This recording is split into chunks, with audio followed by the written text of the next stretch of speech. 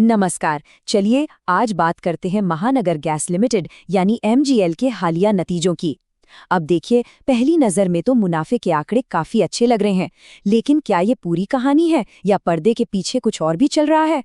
आइए इस रिपोर्ट की गहराई में उतरते हैं और सच जानने की कोशिश करते हैं। जैसा कि हमने देखा, एमजीएल का तिमाही मुनाफा बढ़ा है, लेकिन जैसा अक्सर होता है ना, पूरी सच्चाई आंकड़ों की परतों के नीचे छिपी होती है। और यहाँ एक बहुत ही दिलचस्प पेंच है जो हमें समझना होगा। तो सबसे पहले अच्छी खबर से शुरू करते हैं। पिछली तिमाही के मुकाबले एमजीएल का मुनाफा 4.45% बढ़ा है। ये निश्चित रूप से एक पॉजिटिव साइन है। लेकिन जैसे ही हम नजरिए को थोड़ा बड़ा करते हैं और पिछले साल की इसी 9 महीने की अवधि से तुलना करते हैं, तो कहानी पूरी तरह से पलट जाती है। मुनाफा 10.52% कम हो गया है। तो सवाल यह है कि ऐसा कैसे हो सकता है कि एक ही समय में मुनाफा बढ़ भी रहा हो और घट भी रहा हो। तो इसी पहेली को सुलझाने के लिए हमें एमजीएल की कहानी के दो अलग-अलग हिस्सों को देखना होगा। तो चलिए पहले कहानी के सकारात्मक पक्ष से यानी अच्छी खबरों से शुरुआत करते हैं। देखिए, मुनाफे के इन आंकड़ों के पीछे जो असली कहानी है, वो एमजीएल के ज़मीनी काम की है। कंपनी का जो कोर बिजनेस है, मतलब गैस बेचना और अपना नेटवर्क बढ़ाना, वो बहुत तेज़ी से बढ़ रहा है। यही इसकी तरक्की का असली इंजन है। अंदाजा लगाइए, सिर्फ पिछली तिमाही में एमजीएल ने लगभग 1,25,000 नए घरों को अपनी पाइप्ड नेचुरल गैस यानी पीएनजी से जोड़ा है। इससे पता चलता है कि कंपनी जमीन पर कितनी तेजी से फैल रही है। और ये विस्तार सिर्फ घरों की रसोई तक ही सीमित नहीं है। आज सड़कों पर 12.5 लाख से ज्यादा गाड़ियां एमजीएल की सीएनजी पर चल रही हैं। ये एक बहुत बड़ा नंबर है। और ये बढ़ता हुआ नेटवर्क सीधा सीधा बिक्री के आंकड़ों में भी दिख रहा है। टोटल सेल्स लगभग 9% बढ़ी है। लेकिन सबसे दिलचस्प बात है इंडस्ट्रियल और कमर्शियल सेगमेंट में, जहां लगभग 19% की जबरदस्त ग्रोथ देखने को मिली है। इसका मतलब है कि अब बिजनेस भी तेजी से एमजीएल की गैस को अपना रहे हैं। और जब कंपनी इतना मजबूत प्रदर्शन कर रही है, तो इसका इनाम सीधे निवेशकों को भी मिल रहा है। बोर्ड ने हर शेयर पर 12 रुपए के डिविडेंड यानी मुनाफे में हिस्सेदारी की घोषणा की है। तो ये तो साफ है कि कंपनी का जमीनी कारोबार बहुत अच्छा चल रहा है। तो चलिए अब हम वापस उसी बड़े सवाल पर आते हैं। अगर सब कुछ इतना अच्छा चल रहा है, सेल्स बढ़ रही है, ग्राहक जुड़ रहे हैं, तो फिर सालाना मुनाफा गिरा क्यों? इसका जवाब एमजीएल के सामने खड़ी कुछ बड़ी चुनौतियों में छिपा है। और ये बात हम नहीं कह रहे, बल्कि कंपनी का मैनेजमेंट खुद अपनी अर्निंग्स कॉल में मान रहा है।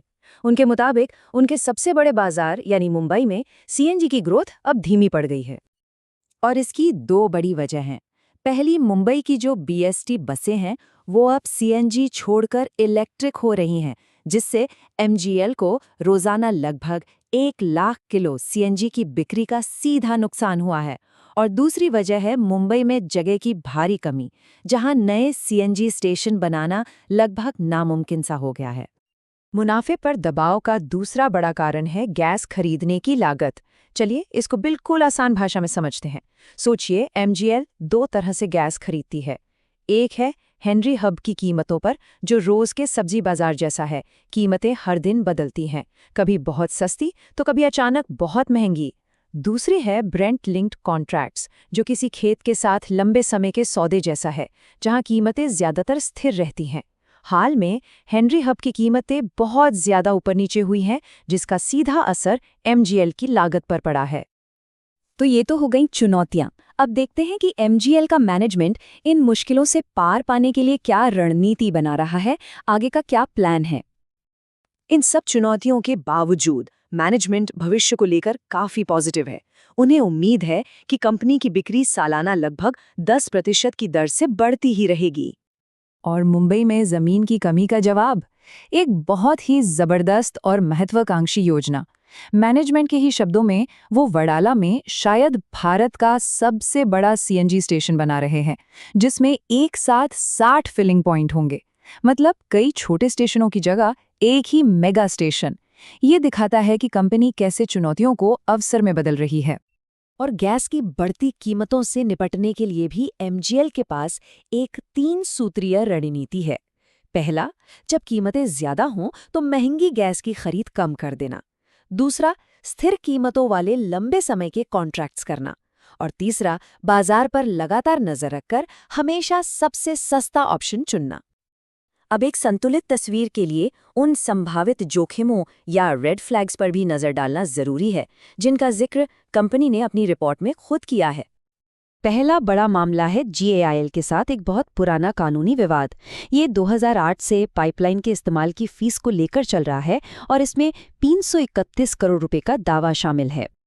दूसरा मामला 54 करोड़ रुपए की एक टैक्स डिमांड से जुड़ा है। ये डिमांड पाइपलाइन बिछाने के बाद सड़क मरम्मत के शुल्क पर लगे GST को लेकर है।